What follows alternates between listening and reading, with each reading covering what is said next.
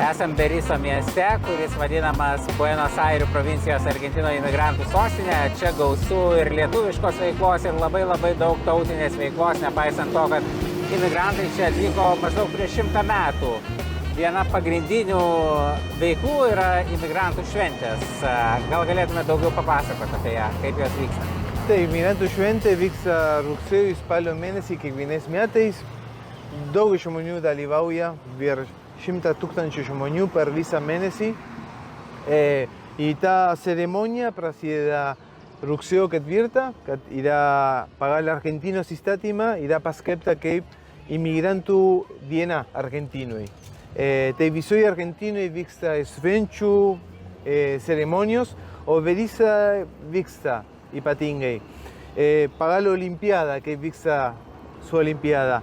Pas graikus, pradeda sportininkai ir imigrantų bendruomenės nariai su liepsna bėgti po kiekvieną imigrantų bendruomenę, uždegti liepsną, apie 200 žmonių susirenka, plus žiūrovai.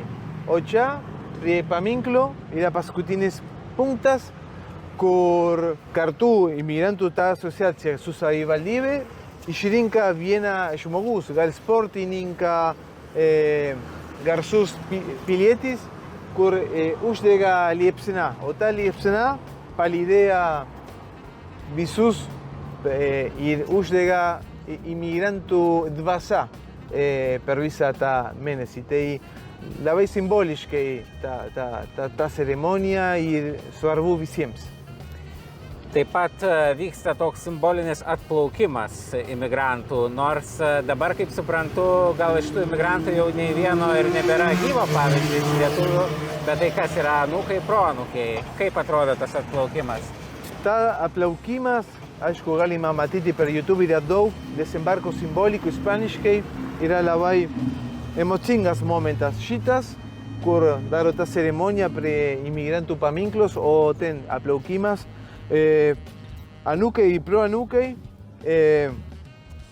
eina su rūbais, ne tautinio kostiumai, bet rūbais kaip imigrante anksčiau atplaukė ir daug kas su pasu, senelių pasa ir su lagaminos, tikrų originalų lagaminos. Tai labai emocinga, ten 500 žmonių išplaukia, išlipa iš laivo.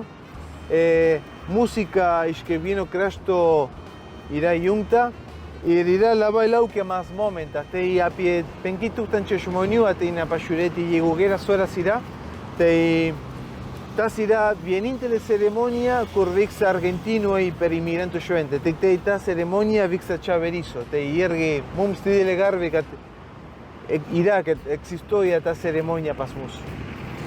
Kai su gabalėliais Lietuvos lankom įvairias senas lietuvių bendruomenės, dažnai susiduriam su situacija, kad jaunimui tai visiškai neįdomu, ypač iš maišytų šeimų, o čia matom, kad ir būna, kad tik tai vienas senelis ar pora senelių iš Lietuvos ir žmonės vis tiek toliau šoka lietuviškus šokius ir dalyvauja tose šventėse. Kas tave skatina taip dalyvauti? Sunku, geras klausimas, šiais metais ne pirmą kartą klauso, bet man atrodo pats išeina ta energija ir motyvuoti kitus.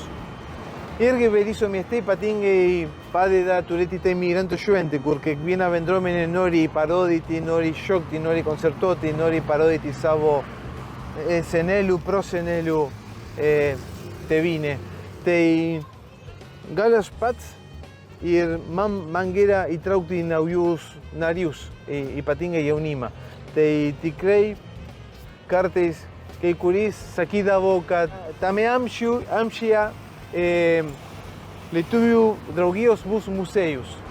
O tikrai nėra nieko panašaus, yra labai aktyvus, pilna jaunimo, kur jaučiasi lietuviais ir dar yra kai kurie, kur neturi ne vieno kraujo, ne vieno senelio.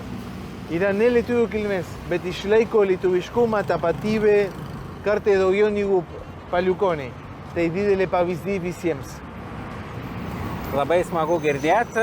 Čia yra net 2 lietuvių organizacijos, Mindaugas ir Nemunas. Tik ukrainiečiai turi daugiau negu vieną organizaciją iš visų tautų, ar ne, Beriso mieste. Beriso miestas apie 100 000 žmonių, tai kaip Panevėžys maždaug yra. Taip. Tai labai smagu matyti tiek daug veiklos, o visą informaciją apie lietuviškas Beriso vietas ir paminklus galite rasti tinklapį gabalėliai lietuvos.lt.